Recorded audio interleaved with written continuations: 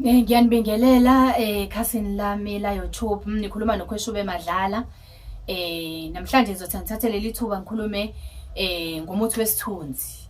Kubalekile ke kakhulu ukuthi mawumuntu njengoba siphila emhlabeni ube nesithunzi nje uhlonipheke.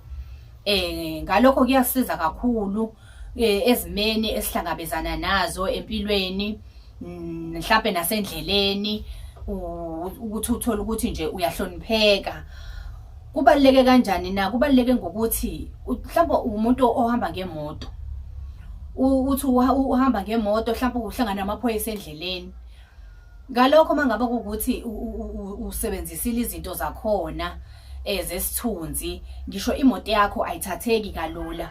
Ungahlangana namaphoyisa endleleni uthole ukuthi kunento errong emotweni yakho, kodwa amaphoyisa amane nje nakudlulise nje angakumisi.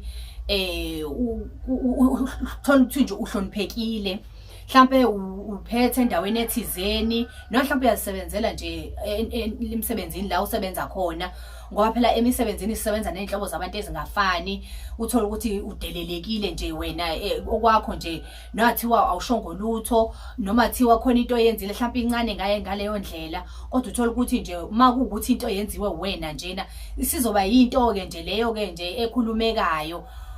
Kufanele ukuthi mangabe kuwumuntu nje kuthiwa wonile, mhlambe kukhona emsebenzini kuthiwa wonile, kodwa kungabi khona umuntu ozoba nesibindi sokuthi njena eze kuwena nje ngisho noma kuthiwa umqashi aze kuwena nje azokuqonda ukuthi nje sibanibani ukuthi nokuthi, noma mhlawumbe uyabizwa ozosayina ama-warning izinto ey'njalo. Kumane kuthuleke nje kungathi akwenzakalanga lutho, ngoba akekho onesibindi sokuza kuwazi ukuqonda ngaleyo nto oyenzile, ngokuthi-ke usebenzisile umuthi wakho wesithunzi. Nje yonke into umuntu mengabe fanele ayikhulume nawe uqala acabanga ukuthi kambe mangabe ngiya kuyena ngizokhuluma kanjani, kambe fanele ngimqale ngamaphi. Umuthi wesithunzi usebenza lapho-ke ukusiza ezintweni ezinjalo ukuthi ungathatheki kalula, nje ube umuntu ohloniphekile.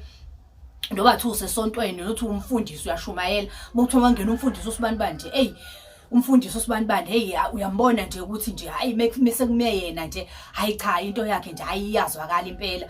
Nje ube unomuntu nje ohlale mekuthi mhlawumbe kukhulume yena ube nezwi. Ngokusebenzisa umuthi wesithunzi ukwenza ukuthi uhlonipheke kuyona yonke indawo ohamba kuyona. Umuntu angazithatheli izinqumo ngawe, acabanga umuntu aqede athi nje ngifuna ukumenza into ukuthi nje usibanibani athi mehlangana nawe nje kube lula nje ukuthi amanye aqhamuke nje nakudilike nje akhulume ngayo yonke indlela ayithandayo. Umuntu mengabeza kuwena fanele aqala acabanga ukuthi kambe kufanele ngenze kanjani, noma agcine ekhohliwe futhi kwayona leyo nto ngoba engazi ukuthi fanele aqale ngamaphi. Eksaba nje agcine ekuphelele esikhaleni lokho, agcine engakwenzanga lokho kade mhlawumbe ethi uyakucabangela khona. Kusiza ngisho nawe sethu uhlangana ngisho nanezigebengu endleleni, zithi izigebengu zikulandela zigcine zibona ukuthi azikhona ukusondela kuwena, mhlawumbe zikudlule, zithi mezikudlula kuwena bese la ngemuva kwakho bese ziyagwazana zishayane zibulala. Nathi omunye wena ubungamqali ngano, athi omunye umyekela, nathi omunye wena ubungamqali ngani, bashayane babulalane, ubudlulela wena. Kusebenza lapho-ke kuba nesithunzi. Ngiyabonga kakhulu-ke balaleli. Ngicela ukuthi ni-subscribe, ni-like. Inamba yami iyona le lapho ngenzansi.